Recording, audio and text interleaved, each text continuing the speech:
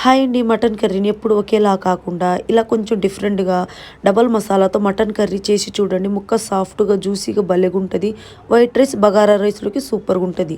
ఇది మా అమ్మ రెసిపీ అండి. మటన్ని మంచిగా క్లీన్ చేసుకుని అందులో అర స్పూన్ అల్లం పేస్ట్, ఒక స్పూన్ కొబ్బరి పొడి వేసుకోండి. మా అమ్మ ఏ కర్రీలో అయినా కొబ్బరి పొడి ఎక్కువ వేసిద్దండి, టేస్ట్ అయితే బాగుంటుందని.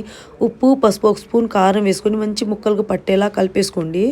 ఇప్పుడు టమాటా, పచ్చిమిరపకాయ, ఉల్లిపాయలు ఇవన్నీ బరకగా గ్రైండ్ చేసి పక్కన పెట్టుకోండి. కర్రీకి సరిపడా ఆయిల్, చెక్క, లవంగా, యాలకులు వేసుకొని కొంచెం కొబ్బరి పొడి, అర స్పూన్ అల్లం పేస్ట్ వేసి పచ్చి వాసన పోయేలాగా ఫ్రై చేసుకోవాలి.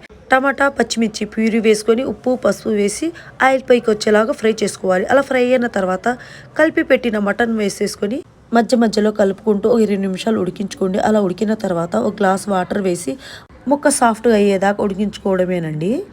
ఫైనల్గా కట్ చేసుకున్న కొత్తిమీర, ధనియాల పొడి, కసూరి మేతి వేసి స్టవ్ ఆఫ్ చేసుకోండి. నచ్చితే ట్రై చేయండి. ఎలా ఉందో కామెంట్